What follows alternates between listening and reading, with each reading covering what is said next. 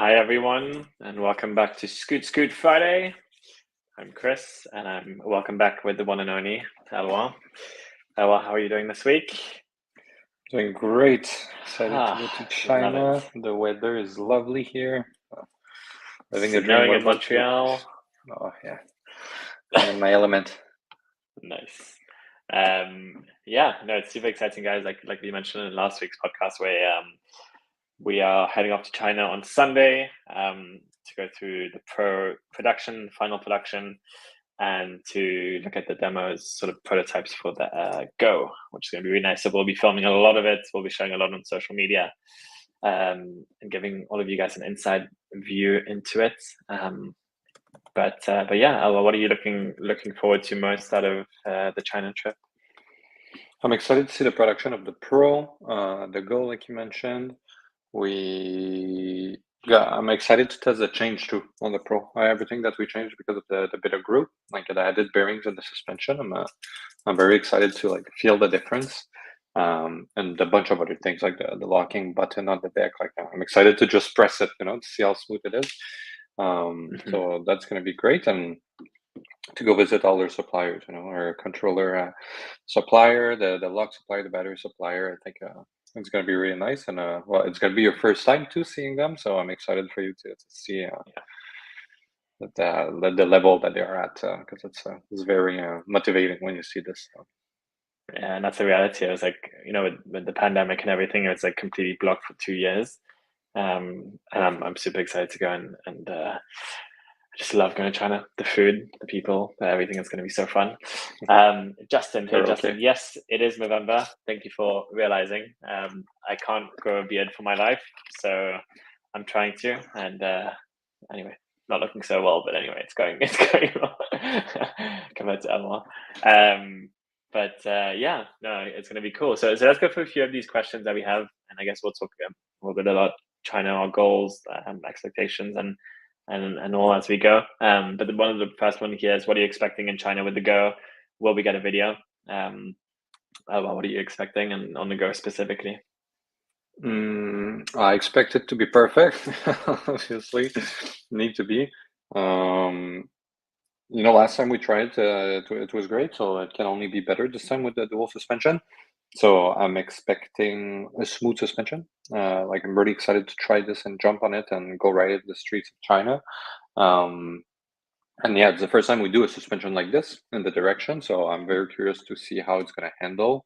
And we're gonna have about 30 of them assembled while we're gonna be there. So I'm very curious to see the whole assembly process, creating like the SOP, the assembly steps for it, to see if it's easy to assemble, because that's going to be one of the key points to make the scooter affordable. It needs to be easy and quick to assemble, and same thing, if it's easy to assemble, it's going to be easy to repair.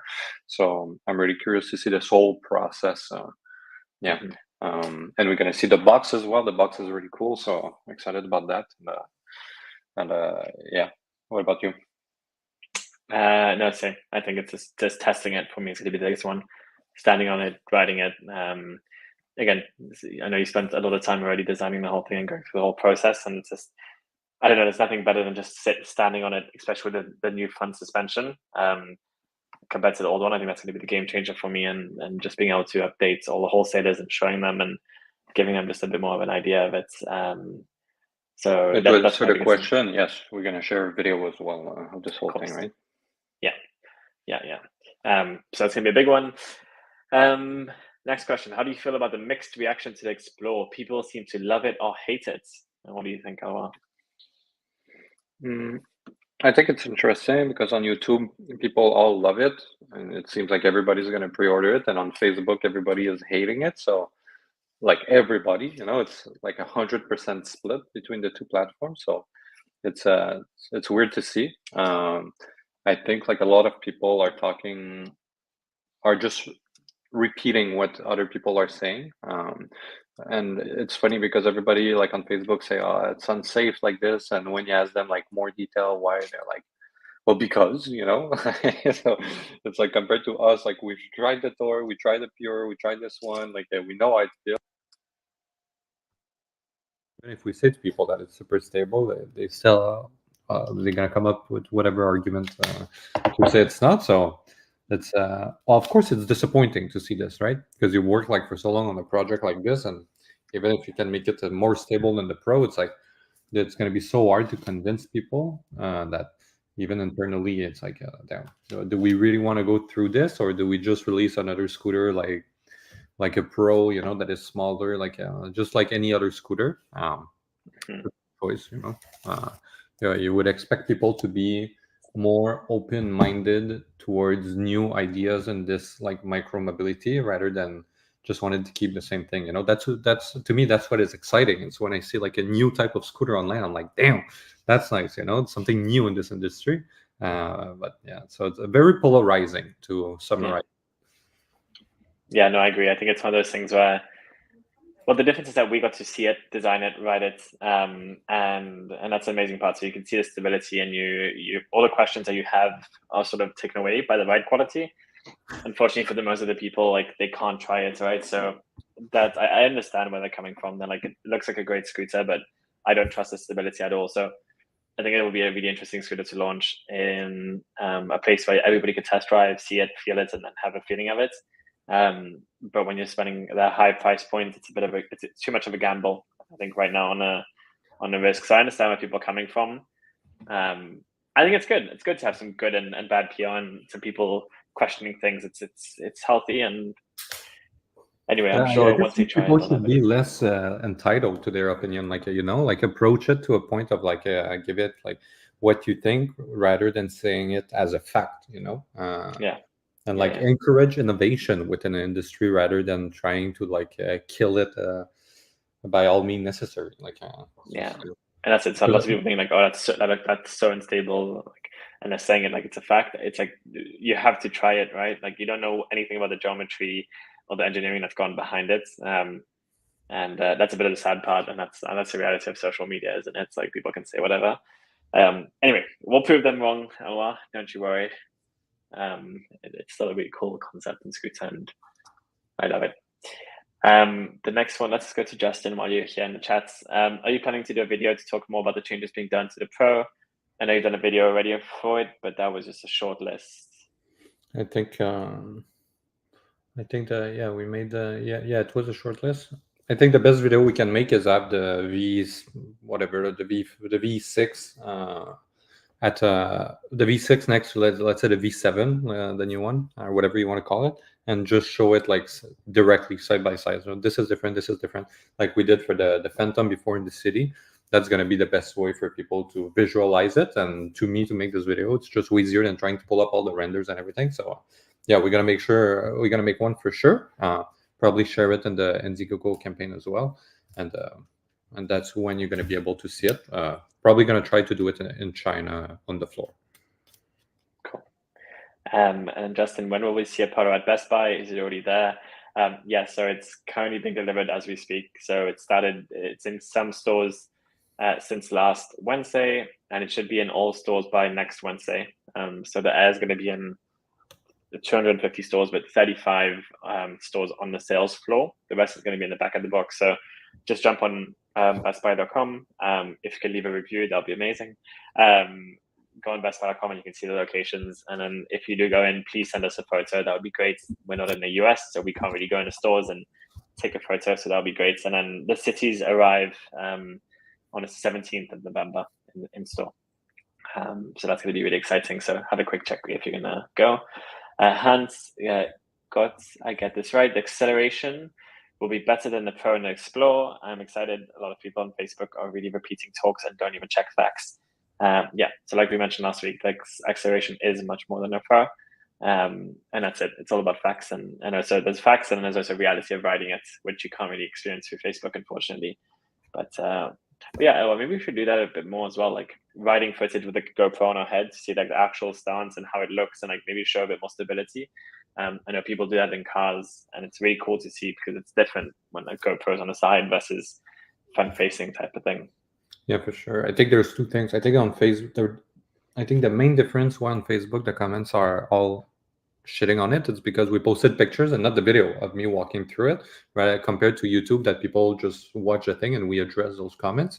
And I was telling Randy, like even me at the end of the video, I was like, okay, I fast forward, I want to see the end to see like how it rides, and we don't write it at the end. So I think we should, at the end of the video, at the very least, reference another video to see like the writing footage, and because everyone that watches video would want to see how it's writing. So that's 100%. And that could be fun, just like getting random people on the street, just make, hey, you want to try this, and show them that anybody can really ride this, and see what they say about the stability, instead of coming from us who've ridden scooters before. So yeah. Next question is, what is your proudest accomplishment since launching a Polo? Oof, this is a deep one. Oh, what is yours? My proudest. I have a couple. What is Top three? I think that number one would be the team, right? The team that we built at Apollo. Right now we are a lot of people. Still a fairly small company, but we found a lot of great people that really allowed us to are where we are today in Canada, or even like across the world, and in China. Mostly in China, the people that we work with are amazing there. So that would be one of them. The other one would be the Pro. The Pro is like that's my, I think, biggest launch so far. The biggest legacy that we're gonna leave. It's really gonna change everything. And we see it just with the Pro Beta. It might seem simple, but nothing is snapping on that scooter, which is a first for us. So really happy about that. Yeah, really, and it's already transpiring through the air in the city as well, like with the folding and everything else we implemented. So yeah, there's gonna have a huge impact on the rest, I think. And the last one would be probably the back end of the app. I think is something that there's a ton of them, right? There's the red dot, there's like the conference that we gave, like there's a ton, but the back end of the app is something I'm really proud of, because I don't think anybody has something like this, and we should definitely make videos documenting what it looked like, so people understand how we can help them with it. But the back end of the app, where you have like all the smart diagnostic about every sensor on your scooter, that's something that was not clear at the beginning why we were making it. But as we are going more and more, and that we now have like a Best Buy and wholesalers that also need to offer support to their customer, a tool like this is it's going to be at the center of all of this. So I would say those three. What about you, Chris? Yeah, those are good ones. I split mine in a few different categories. I think it's like proudest achievements, I guess, is like on the design engineering side. The Red Dots Award, I think that's huge, right? Like I remember when we started the company, and it was like in the start, and we were like, Red Dot, oh my god, imagine one day getting there, maybe in 10 years time or whatever. And then last year winning it, and you and Yago going to the award ceremony, like ridiculous, right? You don't think about these things, and it's I feel like we never think about these because we just are so deep into it. And then we just put a lot of pressure on ourselves to be better all the time. So that's huge. I think on the marketing front, it was the launch of the city was huge. I think it was incredible the way it was done, the sales that came with it. Like it was literally the first time that we launched something properly. And that was just so nice to see. That with the combination of like Amsterdam at the Micromobility Conference and LA with the Micromobility Conference. That was really nice to see you speak and present the Go. That was incredible, and Match presenting the Pro. Like these things, that brings enormous amounts of credibility. People coming to our booth being like, "Oh my god, Apollo's here!" It's like, wow, it's really sorry. It's building momentum. Yeah, exactly. And then the last one for me was distribution. So like seeing our scooters in the Best Buy, seeing them in Australia and the UK, and like everywhere. It's so nice to see that people trust us, and the brand is growing very, very quickly. And like even when I went to visit the UK, there was a ghost that passed me, and I was like, that's cool. Like that's really cool. So those are my proud moments. And then the team, like you said, that's always a huge one. But yeah, like you said, just the beginning, a lot of cool stuff coming up ahead. And that's it. If we could have built that in 4 years, imagine what we're going to build in the next 6 years. Will we ever see 100-kilometer range with aggressive riding? Well, the Pro, in theory, you can put it at 100 kilometers, but with no aggressive riding. With aggressive riding, I don't know. I doubt it because like I think the Pro is gonna be in the biggest we're gonna do size-wise, and there's just so much you can fit inside that frame. So I would say yes if there's new technology of battery for sure. Like why not? But size-wise, right now to have something with that amount of range, you need like I don't know, you need a Wolf King GTR, whatever, 2X, or something crazy like that. So I would say probably not for now, until there's a new technology that would allow me to keep the same factor and put it there, or to have a scooter with swappable battery like the Explorer that would allow you Yeah. to reach 100 kilometers. Yeah. But yeah, like we And that's the mentioned thing. It's the whole time, we're not optimizing for that. yeah, and that's a reality. Yeah, like we experience a lot on this year, but like we have stats. We have over 3 million kilometers ridden, right? And we see how much people are using their range for, and like it's 5 kilometers or 5 miles a day. Like we're not going to put a huge battery that goes 100 kilometers and charge every customer a ridiculous price point when the majority of the usage is less. To So give the an reality is, example, because like the Apollo City Pro 2023, people are doing an average. This is per ride, recorded ride, 5.2 kilometers. So you're like, okay, it's a City Pro. What about the Pro? That you can do crazy range with it. Well, on average, it's 6 kilometers. So it's all around the same thing, between 5 and 6 kilometers on average. but that's why I think, like you said, having swappable batteries or different options for people to go through it is a big one. So yeah, 100 kilometer range, not yet. I don't think any scooter will really have that unless you're willing to pay a much higher price point, like 5-6K. Then it becomes a whole different conversation. But yeah. Hans, I agree. You guys can be proud of everything you accomplished at the Polo and the products you deliver to customers. Thank you very much. It means a lot. Thank you. Donnie, I know the Pro is more about all-round performance, but could there be a sport version of the Pro in the future? Maybe with a Mac 3 controller, 60 volt. I don't know. We need to see. This is a thing we're gonna check. But yeah, I don't know yet. I don't know. Maybe it could be nice. It's easy, to just put a 60 volt controller and battery. It's and just call it a performance. But does it align with what we want to do as a company and what we've been preaching for now? If the Pro goes to 60 volt, well, there need to be a new thing that's going to take its place in the 52 volt, right? So it's there's a lot of question and like dependencies between our models. So I'm not saying no, but it's something that is not in the next year. That's for sure. Yeah, that's it. Well, don't forget, people come and quote us afterwards and Mhm. they're like, "Oh, I promised a sport version."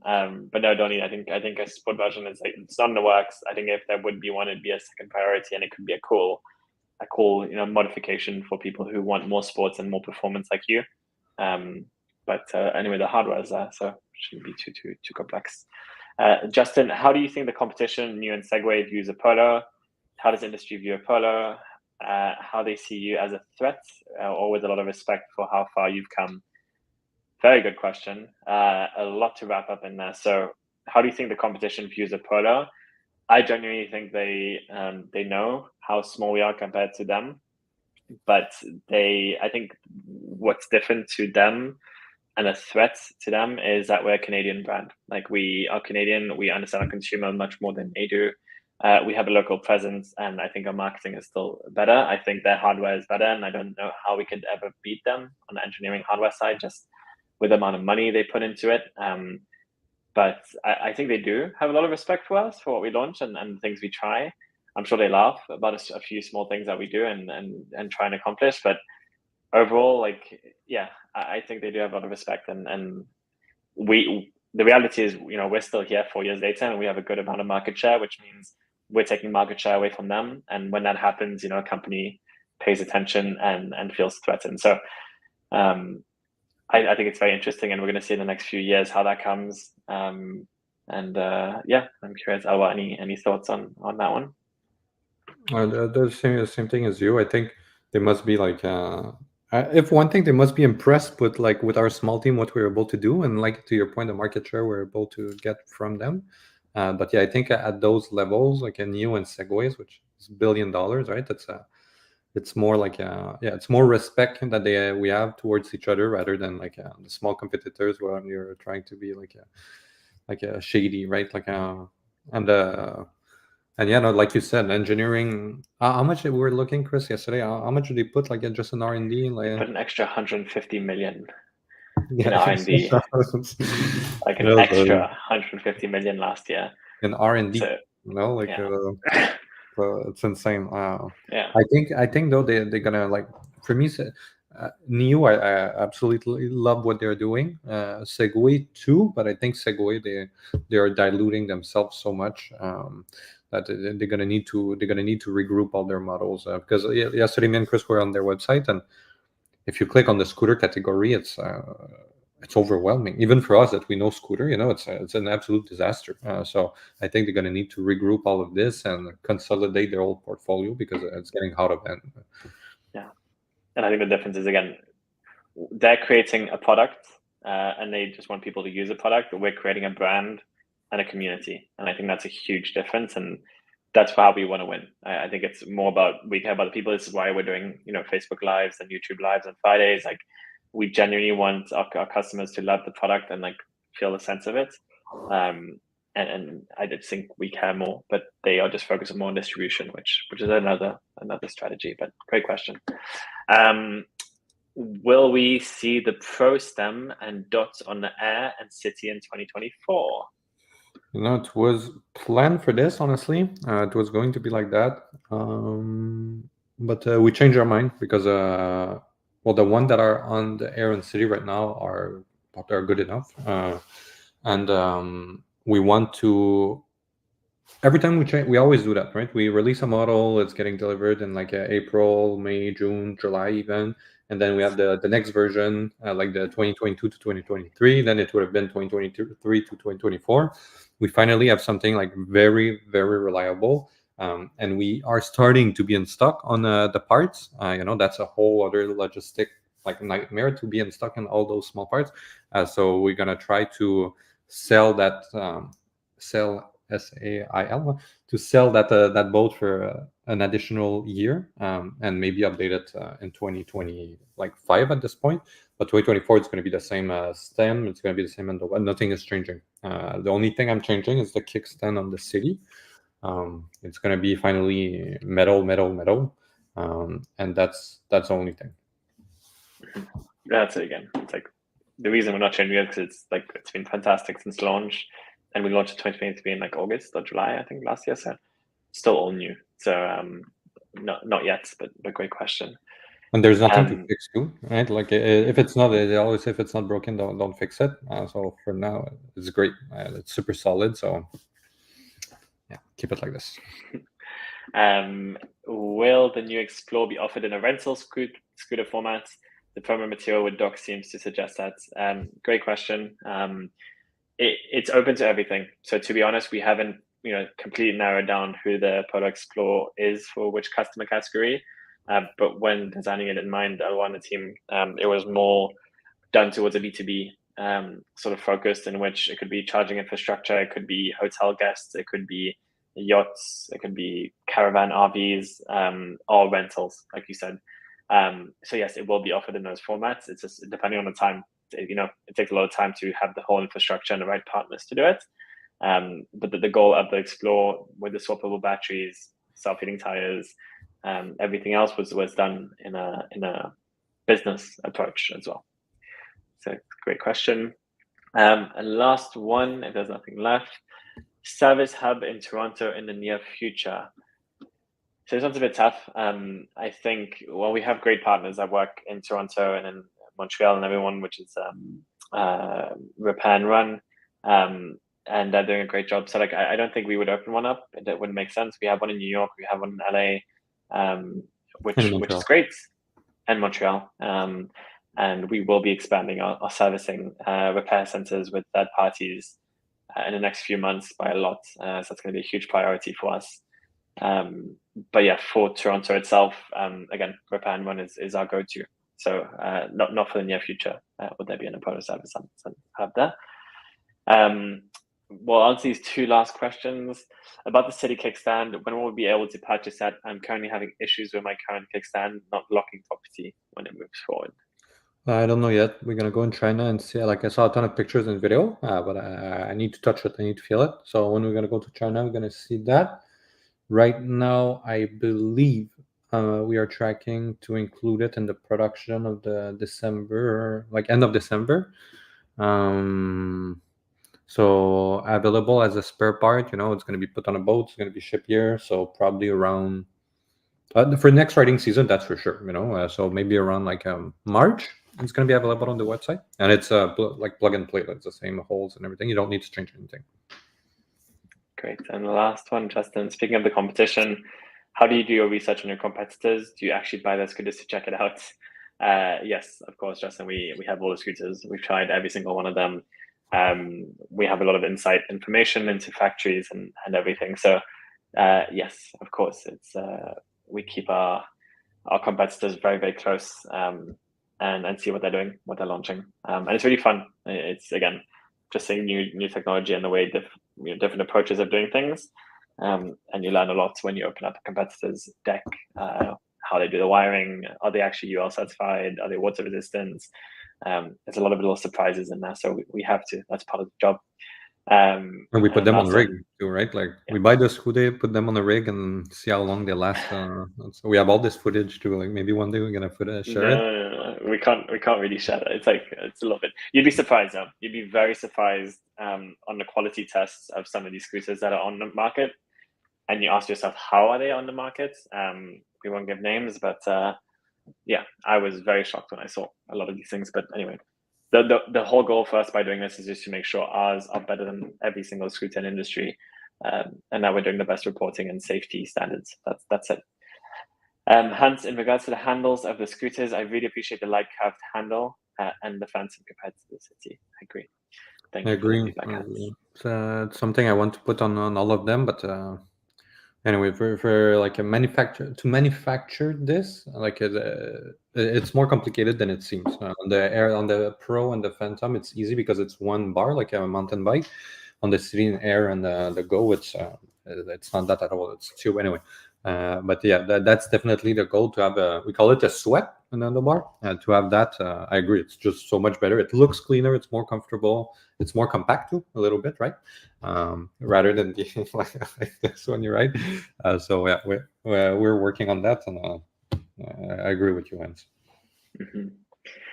Cool. Well, thank you so much for the participation, everyone, and for all your great questions. Always a pleasure. Eloi, thank you for your time as well. And we'll be back next. No, we won't be back next Friday. We'll be in China for the next 2 weeks.